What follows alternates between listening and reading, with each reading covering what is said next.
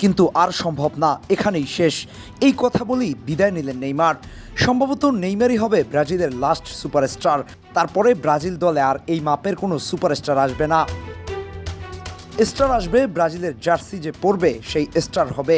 কারণ অতীতে যারা ব্রাজিলের হয়ে খেলেছেন তারা এতটুকু কাজ করে দিয়ে গেছেন যে এই দলটার সাথে যার নাম যুক্ত হবে সেই স্টার হয়ে যায়। কিন্তু ব্রাজিলের এই স্টার লেগেসিটাকে আরও সামনের দিকে টেনে নেওয়ার চেষ্টাটা একজনই করে গেছেন। আজকে ব্রাজিলের হয়ে তার শেষ ম্যাচটা খেলেছেন। চাপের মুহূর্ত গোলকিপারের চোখে চোখ রেখে পেনাল্টি শট মেরেছেন এবং বলেও এসেছেন আমি নেইমার। এইরকম খেলোয়াড় আর আসবে না যে ব্রাজিলের জন্য নিজের সবটুকু দিয়ে দিতে পারে। নেইমারের সময়টাই ব্রাজিলের কেটেছে খুব ভিন্নভাবে। ব্রাজিল দল কোনো সময় এরকম একজন খেলোয়াড়ের উপর নির্ভর ছিল না। রোনালদো, রোনালদিনহো, রিভালদো, কাকা, পেলে, গারিনচা, জিকো, বেবেতা, কার্লোস, কাফু এরা সবাই যখন ব্রাজিলের হয়ে খেলেছেন তখন ব্রাজিল ছিল অন্যরকম।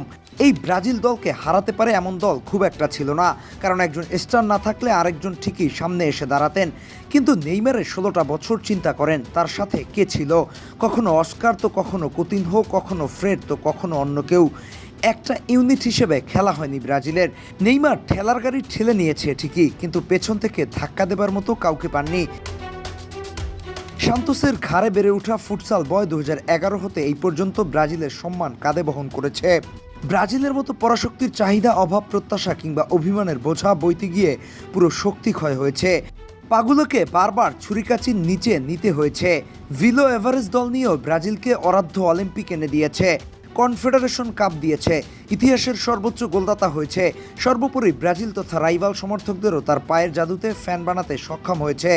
এমন একটা গ্লোবাল আইকন হয়ে উঠেছে যে সারা বিশ্বজুড়ে তার ভক্ত সমর্থক। রাইভালরাও তার নামে কোনো কথা বলতে গেলে কয়েকবার ভাবে, তারপর বলে। শক্তি ক্ষয় হয়ে যাওয়া নেইমার সর্বশেষ পেনাল্টি নিয়েও দেখিয়ে গেল গোলকিপারকে কিভাবে বোকা বানাতে হয়। নেইমার যদি সেই আগের নেইমার হতো তাহলে হয়তো নেইমারকে কিভাবে আটকানো হবে সেই হেডলাইনটি মিডিয়ার কভারে স্থান পেত। আজকে যে ব্রাজিল পেনাল্টিটা মিস করলো সেটা নেয়ার কথা ছিল ভিনির, কিন্তু ভিনি সেটা নিতে পারেনি, চাপ সামলাতে পারেনি। ব্রুনো এসেছে কিন্তু সে মিস করেছে, হয়নি তার দিয়ে। সেই মাসুলটা ব্রাজিল দিয়েছে একেবারে বিদায় দিয়ে। অনেকেই হয়তো বলেছে যদি আজ নেইমার শুরু থেকে থাকতো সেই পেনাল্টিটা গোলে কনভার্ট হতো, কিংবা ভিনি এনরিককে যে পাসটা দিয়েছিল সেটা গোল হতো, তাহলে গল্পটা অন্যরকম হতো। হ্যাঁ, এখন এরকম অনেক কিছুই বলা যায়, কিন্তু যে কথা বলা যায় না তা হলো নেইমার আর ফিরবে না। এটাই নেইমারের শেষ বিশ্বকাপ ছিল।